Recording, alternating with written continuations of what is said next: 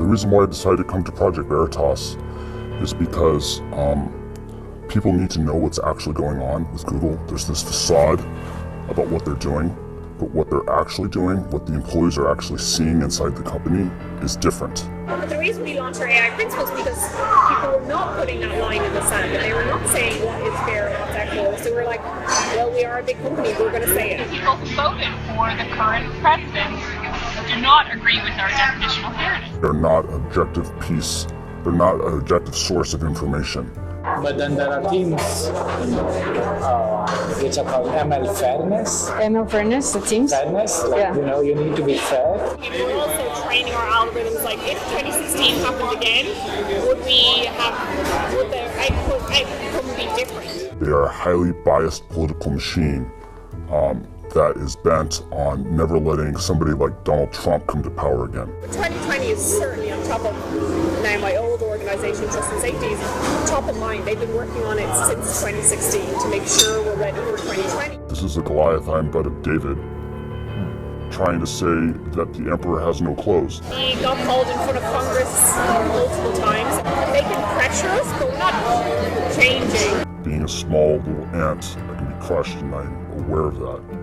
But this is something that is bigger than me. This is something that needs to be said to the American public. Elizabeth Warren is saying that we should break up Google. And like, I love her, but she's very misguided. Like, that will not make it better, it'll make it worse, because now all these smaller companies who don't have the same resources that we do will be charged with preventing the next Trump situation. It's like a small company cannot do. And it's like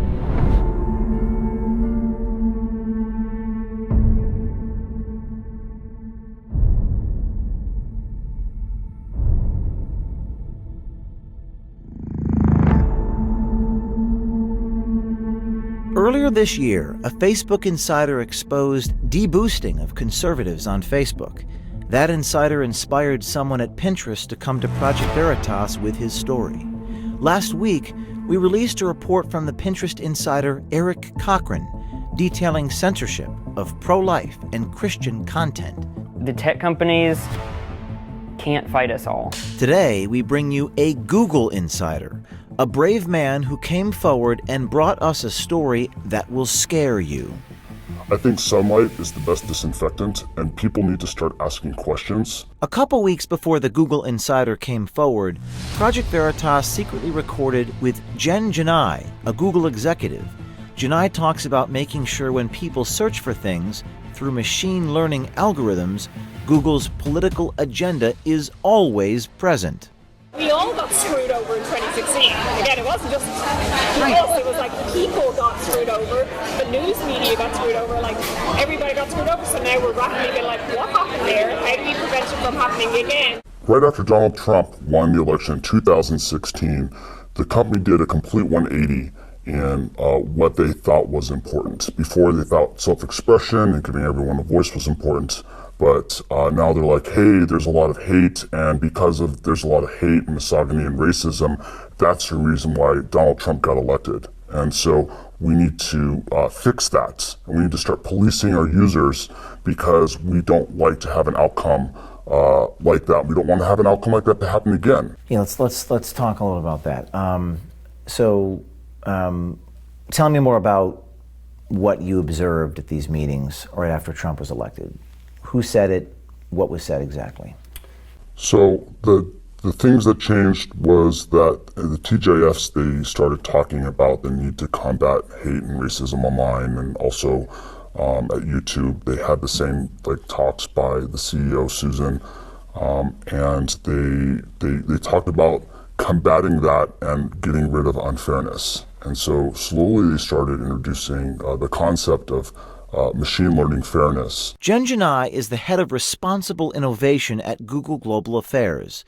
She determines policy and ethics for machine learning, or artificial intelligence. What we've learned is that AI is increasingly what Google Search is all about. The reason we launched our AI principles is because people were not putting that line in the sand, and they were not saying what is fair and what's equitable. So we're like, well, we are a big company, we're going to say it. Where my definition of fairness and bias specifically talks about historically marginalized communities, and that's what I care about. communities who are in power and have traditionally been in power are not who I'm solving fairness for. Our definition of fairness is one of those things that we thought would be like obvious and everybody would agree to, and it wasn't.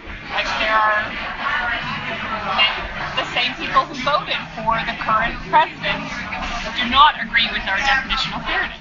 Fairness is a dog whistle. It does not mean what you think that it means, and you have to apply doublethink in order to understand what they're really saying. And what they're really saying about fairness is that they have to manipulate their search results so that it gives them their political agenda that they want. And so they have to rebias their algorithms so that they can get their agenda across. You know, to unpack everything that she's saying that she wants the algorithm to be fair to a hand-picked representative of that community means that what she's trying to do is she's trying to sell you a product that is not objectionable. What she's trying to do is she's trying to sell a product that's not objective, that doesn't represent the will of its users, but instead represents the will of a group of people making decisions behind the shadows. So what did you find inside Google that was related to this idea of fairness? What I found at Google related to fairness was a machine learning algorithm called ML Fairness. ML standing for machine learning. And fairness meaning whatever it is that they want to define as fair. You could actually think of fairness as unfair because it's taking as input the clicks that people are making and then figuring out which signals are being generated from those clicks and which signals it wants to amplify and then also dampen.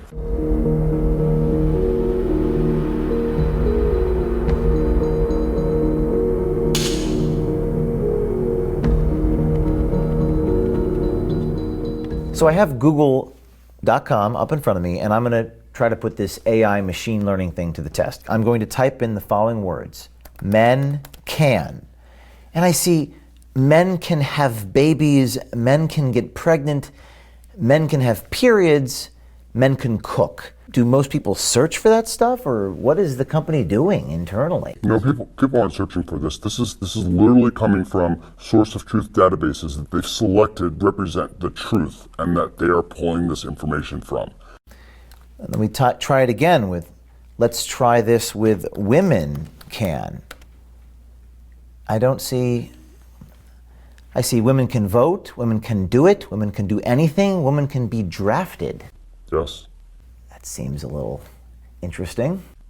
So all these examples are part of the social justice narrative, right? And so the sources of truth that ML Fairness is selecting from to amplify are saying these keywords. And so because that source of truth has been vandalized, the output of the algorithm is also reflecting that vandalism. Project Veritas also received a trove of confidential documents from within Google. This document is about algorithmic unfairness. It reads, quote, "For example, imagine that a Google image query for CEOs shows predominantly men. Even if it were a factually accurate representation of the world, it would be algorithmic unfairness," unquote. Gaurav Gite, a Google software engineer, independently verified the thesis of this document. But then there are teams which are called ML Fairness. ML Fairness, it seems. Fairness, like, Yeah. you need to be fair. Yeah. So they're trying to modify the model such that even if the data for female CEOs is It's low. it's low. This kind of balances out. It still balances out. Now, this is a confidential document, correct? Yes. It's not a document that Google has come out and admitted that this is their process. That's correct. And in this document, it says, I'm going to read from it. In fact, if you brought this up without the document, they would say that this is a conspiracy theory. Wow. So then they wouldn't admit this publicly. They would never admit this publicly. In this document, it says, in some cases, it may be appropriate to take no action if the system accurately affects current reality, while in other cases, it may be desirable to consider how we might help society reach a more fair and equitable state via product intervention. What do they mean by that? So what they want to do is they want to act as gatekeepers between the user and the content that they're trying to access. And so they're going to come in, they're going to filter the content, and they're going to say, actually, we don't want to give the user access to that information because it's going to create an outcome that's undesirable to us.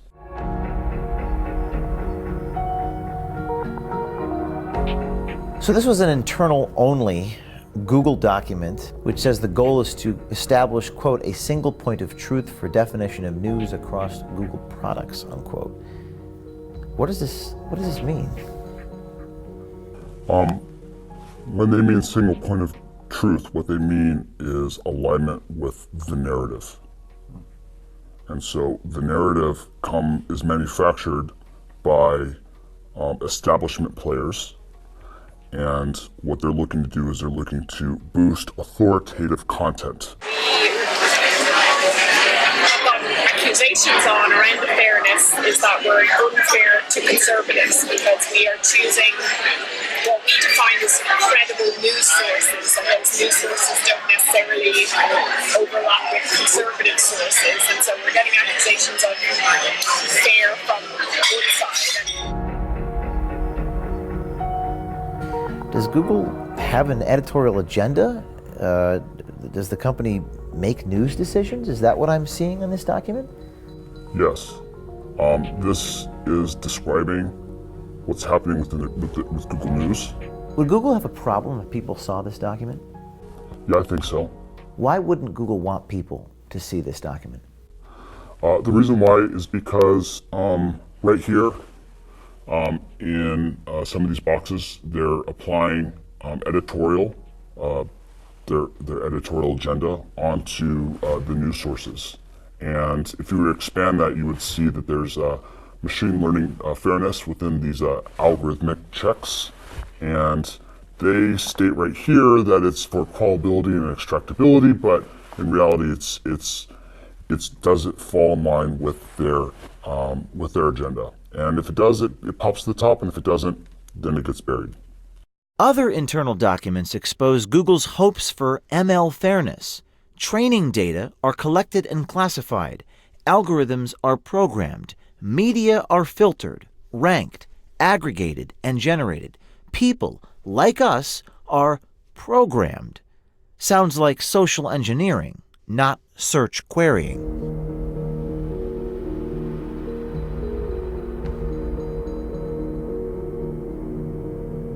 Google's power has become a political issue, with politicians on both sides of the aisle debating whether antitrust legislation or other regulations and controls are in order. We got called in front of Congress multiple times, and we've not shown up because we were like, we just know they're going to just attack us. Like, we're not going to change our response, we're not going to change our mind. There's no point in just sitting there being attacked for something that we know we're not going to change. Like, they can pressure us, but we're not changing. But we also have to be aware of what they're doing and what they're accusing us of. Like I said, like, they could just, like Elizabeth Warren, even I love her, but she's also saying, like, you just have to break up Google and that will solve everything. You have to what? Elizabeth Warren is saying that we should break up Google. And, like, I love her, but she's very misguided. Like, that will not make it better, it'll make it worse, because now all these smaller companies who don't have the same resources that we do will be charged with preventing the next Trump situation. It's like a small company cannot do. And it's like The White House is supposed to play a role in making things more fair, so people are holding us accountable to fill in the gap of what we want. Right now, there's a lot of chatter in Washington, D.C., antitrust discussions and legislation being mentioned about breaking up Google. How do your bosses or the people that you work with inside of Google feel about that? For the most part, they're ignoring it. To them, it's not even happening. They don't see it as a real threat because it's something that's already happened before and passed. She just said what Google's really thinking, and they won't say in public. But she just said, you know, what a lot of us see and know to be true. And you guys just got her, and she just said the truth. They're not an objective piece. They're not an objective source of information. They are a highly biased political machine that is bent on never letting somebody like Donald Trump come to power again. trust and safety is top of mind. They've been working on it since 2016 to make sure we're ready for 2020. So training our algorithms, like if 2016 happened again, would the outcome be different? It's unclear what Janai is exactly referring to, but Google's political agenda is undeniable.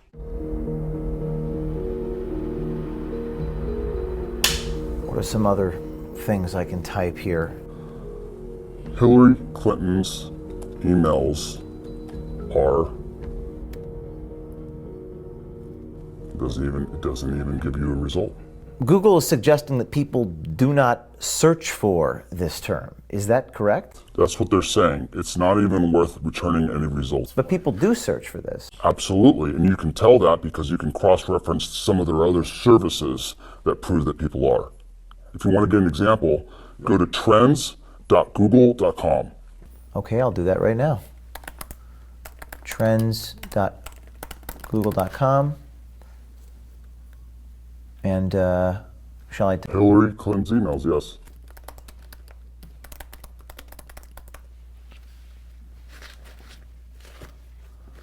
Okay, and set it to the last 5 years.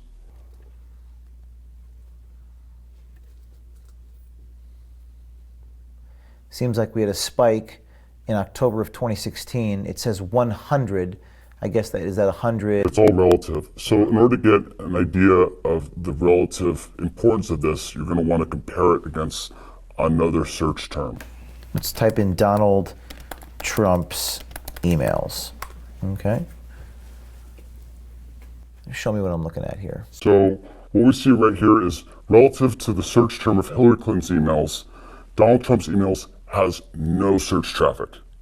No search traffic. Now let's go back to google.com and search for Donald Trump's emails, and it should show us no autocomplete because according to Google, no one searches for it compared to Hillary Clinton's emails. But it does. It gives us a whole bunch of different examples for autocomplete. So fewer people search for this and it autocompletes, and everyone searches for Hillary Clinton's email and it doesn't. That's right. What's the explanation? Well, according to them, Hillary Clinton's emails is a conspiracy theory and it's unfair to return results based on her emails. And so through their program of ML fairness, they've deleted the autocomplete off the internet like it didn't even exist. How did they do that? Was it manually? Was it a human being? Was it a machine? AI? Well, the way that it works is that they're training the AI now with a bunch of humans that you could consider them social justice warriors or whatever you want to label them, but they are feeding the information and training the AI so that it will return results like this. And when they aren't able to train it, there's actually someone that will go through and manually delete certain keyword terms or put it as a blacklist. There's a lot of people filing bugs internally against Google, against these invalid results, and they ignore them because they've got no interest in fixing things that go against their social justice narrative or reduce what they consider to be fair. Google is protected by Section 230 of the Communications Decency Act. It says, quote, "No provider or user of an interactive computer service shall be treated as the publisher or speaker of any information provided by another information content provider," unquote. Meaning Google is not liable for any content on their platform.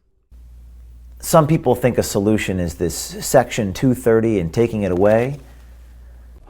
I mean, they've violated not only the letter of the law, but the spirit of the law. Section 230 says that in order for them to be a platform, they can't censor the content that they have. And instead, they've decided to act as a publisher, making them responsible for everything that they put on.